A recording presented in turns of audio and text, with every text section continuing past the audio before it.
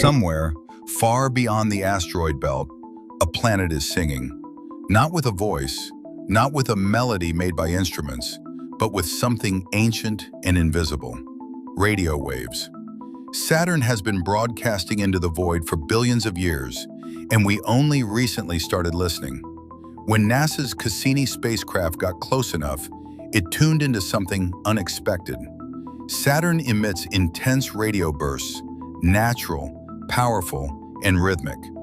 These emissions are linked to auroras near its poles, just like the northern lights on Earth, but on a scale so massive it defies imagination. The radio waves pulse in patterns that shift with the planet's rotation. Here's where it gets strange. The pulse patterns from the north and south poles don't match. They drift out of sync. On any normal planet, they should be together, but Saturn refuses to play by the rules. Scientists are still debating why. Some think it's because of magnetic field irregularities. Others wonder if something deep inside the planet, something we cannot see, is tampering with the rhythm. And here's the creepiest part. When those radio waves are converted into sounds human ears can hear, they don't just beep and hum. They sound like haunting, rising whistles, like a giant whispering in a language we cannot translate. Saturn is talking. We just haven't figured out what it's saying yet. But radio waves are only the beginning. Saturn doesn't just sing, it hides. It shows us beauty from a distance, but the closer you look, the more you realize that everything you thought you knew about this planet might be wrong. You've seen the pictures, that perfect golden globe wrapped in elegant rings, peaceful, silent, inviting. But that's the mask. Behind that mask lies a world of violent storms, moons that shouldn't exist the way they do, and mysteries that have made space scientists lose sleep for decades. Here's the first question that keeps them up at night. If Saturn's rings are so bright and so massive, why are they also disappearing? And if its moon Enceladus hides a warm ocean beneath miles of ice, could there be something swimming in the dark? Today, we're not going to list numbers or bore you with orbit calculations. We're going to take you on a journey through the strangest planet in the solar system, a place that sings, storms, and secrets. Buckle up, Saturn is waiting. Let's start with the obvious, the rings. Everyone knows Saturn has them, but no one really knows how old they are. For a long time, scientists assumed they were ancient, formed maybe 4 billion years ago, right along with the planet itself. That made sense. After all, something so magnificent must have taken eons to build. But recent data from Cassini threw that assumption out the airlock. The rings look young, shockingly young, maybe only 100 million years old. In cosmic time, that's practically a baby. Imagine dinosaurs roaming the Earth. That's when Saturn's rings might have been born. But here's the unnerving part. If the rings are that young, that means something dramatic happened relatively recently to create them. A moon? Maybe. One theory suggests Saturn once had a larger moon orbiting too close. The planet's gravity pulled it apart, piece by piece, until nothing remained but shattered ice and rock. That graveyard of a moon became the rings. But no one was there to witness it. No one knows for sure. And the rings aren't solid, not even close. They're a swirling cascade of billions of particles, ranging from tiny dust grains to chunks as large as mountains. They move at different speeds, collide, break apart, reform. It's chaos disguised as elegance. But here's where the mystery deepens. Some of the rings have strange shapes, twisted, braided, or with sudden sharp edges. That shouldn't happen unless something is hurting them, something invisible. Scientists call them shepherd moons, small moons whose gravity pushes ring particles into lines. But not all ring anomalies have been explained. There are gaps in the rings that exist for no apparent reason. Some researchers have half-joked that it could be alien engineering. But joking aside, Saturn's rings remain one of the most beautiful, unsolved puzzles in the solar system. Now let's descend past the rings, closer to the planet itself. Saturn looks calm in photographs, soft golden clouds, gentle banding. It looks like a lazy giant slowly turning in the void. Don't believe it. That calm is a lie. Saturn has a storm at its north pole shaped like a perfect hexagon. Yes, a hexagon. Each side is longer than the diameter of Earth. The feature has been there for decades, at least as long as we've been able to see it clearly. It doesn't drift, doesn't dissolve, doesn't change shape. It just sits there, spinning like a geometric stamp pressed into the clouds by an unknown hand. On Earth, storms are messy, chaotic, anything but geometric. So why does Saturn have a six-sided hurricane? Nobody knows. Laboratory experiments have tried to recreate it with spinning fluids and found that hexagons can form under very specific conditions, but replicating it on a planetary scale is another matter entirely. Some scientists quietly admit it might be connected to Saturn's deep atmosphere, where pressures would crush any spacecraft in seconds. And that's not the only violent secret. Once every few decades, Saturn gives birth to a great white spot, a massive storm so large it wraps around the entire planet. These storms trigger lightning flashes 10,000 times more powerful than anything on Earth. Radio waves crackle across the solar system. And then, just as mysteriously as it began, the storm fades. The planet falls silent again until the next great eruption. Why these occur in roughly 30-year cycles is still uncertain. Some believe it's seasonal. Others think it's heat rising from Saturn's interior, heat that should not exist. By now you might be wondering, could a human being ever stand on Saturn? Let's be clear about this. There is no surface. Saturn is what astronomers call a gas giant, not because it's fluffy, but because it's almost entirely hydrogen and helium. If you fell into Saturn, you would simply sink. At first, you'd pass through thin, cold clouds.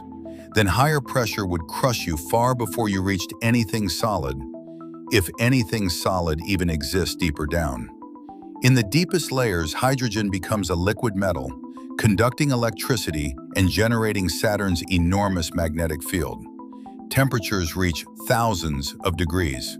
So no, you cannot survive on Saturn. But that's not the end of the story. Because the real mystery isn't whether we can live on Saturn, it's whether we can live near Saturn, on its moons. Take Titan, Saturn's largest moon. It's shrouded in a thick orange haze so dense you cannot see the surface from space. For years, we had no idea what lay beneath. When the Huygens probe finally landed there in 2005, it revealed a world shockingly familiar and utterly alien at the same time. Titan has lakes, it has rivers, it has rain, but not water. Liquid methane and ethane. The temperature is so cold, minus 290 degrees Fahrenheit, that water freezes as hard as granite. Instead of a water cycle, Titan has a methane cycle. Rain falls from methane clouds, carves valleys, fills seas, then evaporates back into the sky. There are dunes made of organic material, mountains carved by erosion, and possibly a liquid water ocean hidden deep beneath the icy crust. In other words, Titan has all the ingredients for life, just not life as we know it. Could there be methane-based organisms swimming in those frigid lakes? Could there be something living deep below, in the dark ocean, warmed by the moon's internal heat? We don't know yet. That's why Titan is one of the most tantalizing places in the solar system. It's Earth, but twisted. A mirror world where everything is the same, yet everything is wrong. But if Titan makes you curious, Enceladus will make your heart race. Enceladus is a small moon, barely 300 miles across. For a long time, it was considered uninteresting, just another icy speck. Then Cassini flew through a plume of water vapor erupting from its south pole, and everything changed. Enceladus is active, violently active. Beneath its icy shell, there is a global ocean of liquid salt water.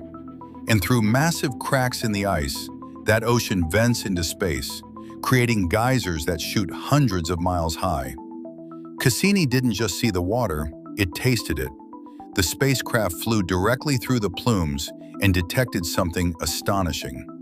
Organic compounds, complex carbon molecules, the building blocks of life, and silica dust, which on Earth is usually formed when liquid water interacts with hot rock at the bottom of oceans. That means Enceladus has hydrothermal vents, just like the ones on Earth's seafloor, where entire ecosystems thrive without sunlight. So here's the question. If life can exist in the dark depths of our own planet, feeding on chemicals and heat, why couldn't it exist inside Enceladus? No one is saying there are fish swimming in that ocean, but microbes? Single-celled organisms? That is not only possible, many scientists consider it likely. The next time you look at Saturn, remember this. One of its smallest moons might already be home to alien life. Not little green men, but life nonetheless. And that changes everything. NASA knows this. That's why they've spent decades chasing Saturn. The Cassini-Huygens mission was one of the most ambitious ever attempted. Launched in 1997, it took 7 years to reach Saturn. Once there, it didn't just orbit. It dove between the rings, skimmed the upper atmosphere, flew through Enceladus's plumes, and mapped Titan's surface through the haze. For 13 years, Cassini sent back data that rewrote textbooks. But here's the haunting part. The mission ended in 2017 with what NASA called the grand finale. Cassini was running low on fuel. To prevent it from crashing into and contaminating Enceladus or Titan, moons that might harbor life, engineers made a heartbreaking decision. They sent Cassini straight into Saturn's atmosphere. The spacecraft burned up like a meteor, becoming part of the planet it had studied for over a decade. But before it died, Cassini kept its antenna pointed at Earth until the very last second. It transmitted data right up until it lost contact. The final signal traveled over 1 billion miles, arriving as a faint whisper. And with that, the mission was over. But the mystery remains. NASA is already planning new missions. Dragonfly, a drone, will land on Titan in the 2030s, hopping across its surface to study prebiotic chemistry. And there are serious proposals to send a probe to Enceladus, one that could land, melt through the ice, and explore the ocean directly. We are closer than ever to answering the question that has haunted us for centuries. Are we alone? But before we get ahead of ourselves, let's look back at the rings one more time, because there's a detail you need to know. The rings are vanishing. Not in a metaphorical sense, they are literally being pulled apart by Saturn's gravity, a phenomenon called ring rain. Particles from the innermost rings are falling into Saturn's atmosphere every second, enough material to fill an Olympic swimming pool every few minutes. NASA estimates the rings have maybe 100 million years left. In cosmic terms, that's the blink of an eye, which means we are alive at exactly the right moment in history to see Saturn's rings in their full glory. Dinosaurs never saw them like this. Humans 100 million years from now will look at Saturn through their telescopes and see nothing but a thin ghost of what once was. Or perhaps nothing at all. They'll read in ancient books that this planet once had giant, shining rings, and they'll wonder if it was just a myth. We are the lucky ones. We live in the era of the rings. But here's the deeper mystery. If the rings are disappearing so quickly, they must have formed recently, as we said earlier. But from what? Was it a moon that shattered? A comet that got too close? Or something else entirely? Something we haven't imagined yet?